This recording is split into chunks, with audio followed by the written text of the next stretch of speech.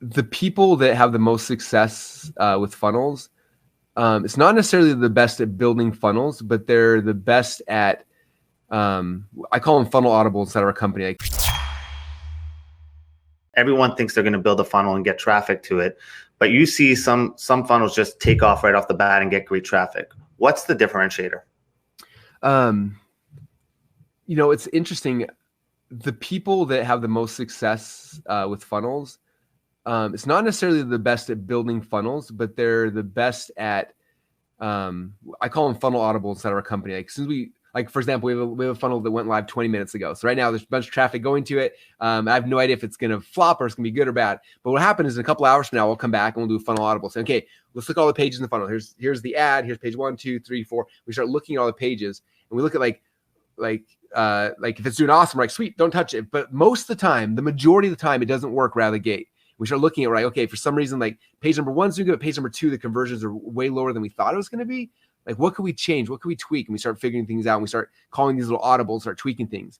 And typically what happens for us in our company is we'll spend 2 or 3 days making those tweaks, making those changes to the point where also now the funnel's working. Now that it's working, we can spend tons of money on ads, right? But what most people do instead is they spend all the time building the funnel, they launch it, and then they wait. And then if it doesn't work, they're like, I don't know what to do. And they kind of stop and funnels don't work. This is a scam. I'm out of here. And they walk off. It's like, no, you were so close. Like, you did the hardest part. Now it's just looking at the data and figuring out, like, what are the tweaks and the changes I need to make? It's funny because when I was growing up, I was a wrestler, and I learned this from my dad. And I always thought everyone did it, but again, most businesses don't for whatever reason.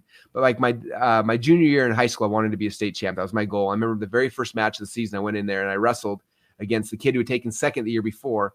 I was like, I'm going to beat him. I was so excited. And I wrestled that match. I got beat up pretty bad. And luckily my dad filmed the whole thing, So that night I went home and I was all sad and depressed. And I remember just, being bummed out and went to bed. And my dad instead was really smart. He stayed up all night. Like, I think my dad's a little obsessive like me. And he watched that 6-minute match over and over and over and over and over again. He's taking notes on what I did and what he did and like where I got caught and everything like that. And then in the morning I woke up, my dad hadn't slept at all that whole night. He's like, hey, I know why you lost. I'm like, what are you talking about? And he's like, come on over here. I'm like, Dad, I want to get ready for school. I'm tired. He's like, no, get over here. So he got me on the carpet. And for the next 30 minutes before school, he showed me, like, this is what you did wrong. And this is the changes, and here's the tweaks you make. And so we figured those things out. And that day, after school, I had wrestling practice. As soon as practice had done, my dad showed up. All right, here's the things we got to work on. We worked on them for 4 months, the entire wrestling season. We worked on how, all the mistakes I made against that guy. And then fast forward 4 months later, I actually go to the state tournament, and me and him are on the opposite sides of the bracket. We go all the way down until the finals. And the finals, I have this guy.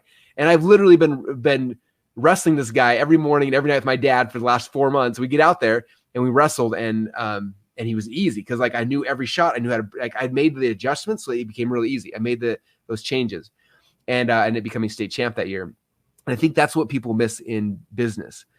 Is that they try the thing, it didn't work, they walk away. It's like, no, you just lost the first match, but that's good. Now you know what you need to fix. That's the secret. And the people that have the most success are the ones who love that part. They're looking forward, all right, I'm gonna drive some traffic so I can see what's broken. And that's what we're looking for. And then looking at the stuff, okay, what tweaks do we make, what changes? And then they study the numbers like game tape, pretty much. Yes, exactly. And that's when it becomes fun, because it's like you realize it's not just luck. It's like you're able to, you put it out there and then you make the adjustments, and usually within a couple days, now it's like, okay, now it works. Now I can scale this thing.